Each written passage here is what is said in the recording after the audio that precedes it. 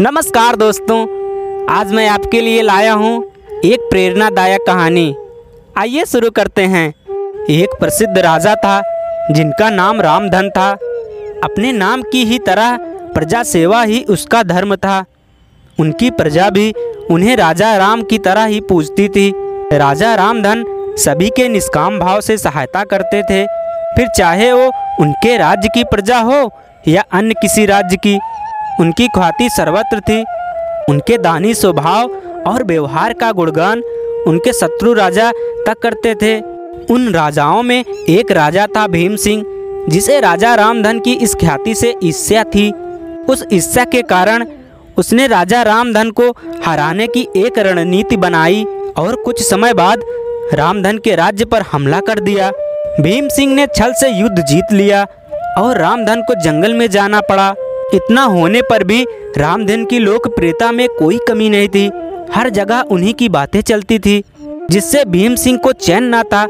उसने राजा रामधन को मृत्युदंड देने का फैसला किया। उसने ऐलान किया कि जो राजा रामधन को पकड़कर उसके सामने लाएगा वो उसे 100 सोने की दीनार देगा। दूसरी तरफ राजा रामधन जंगल में भटक रहे थे। तब उन्हें एक राहगीर मिला और उसने कहा, भाई तुम इसी जंगल के लगते हो, क्या मुझे राजा रामधन के राज्य की तरफ का रास्ता बता सकते हो? राजा रामधन ने पूछा, तुम्हें क्या काम है राजा से? तब राहगीर ने कहा, मेरे बेटे की तबीयत ठीक नहीं है, उसके इलाज में सारा धन चला गया। सुना है राजा रामधन सभी की मदद करते हैं, सोचा उन्हीं के पास जाकर याचना करूं। यह सुनकर राजा रामधन राहगीर को अपने साथ लेकर भीम सिंह के पास पहुँचे। उन्हें देखकर दरबार में सभी अचंभित थे। राजा रामधन ने कहा, हे राजन, आपने मुझे खोजने वाले को 100 दीनार देने का वादा किया था।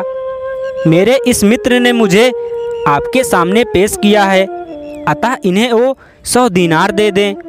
यह सुनकर राजा भीम सिंह को एहसास हुआ कि राजा रामधन सच में कितने महान और दानी हैं, और उसने अपनी गलती स्वीकार किया।